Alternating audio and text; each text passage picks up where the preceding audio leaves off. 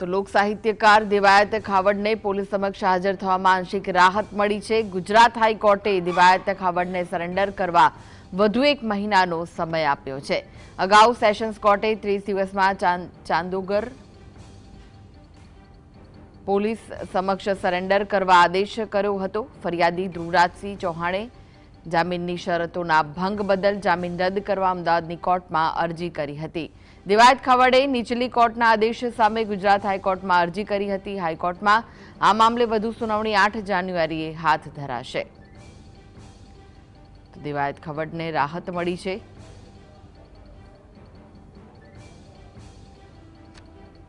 ગુજરાત હાઈકોર્ટે દિવાયત ખાવડને સરેન્ડર કરવા વધુ એક મહિનાનો સમય આપી દીધો છે। આંશિક રાહત મળી છે દિવાયત ખાવડને।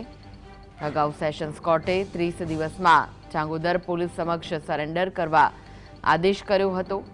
ફરિયાદી ધ્રુવરાજસિંહ ચૌહાણે જામીનની શરતોના ભંગ બદલ જામીન રદ કરવા અમદાવાદની કોર્ટમાં અરજી કરી હતી।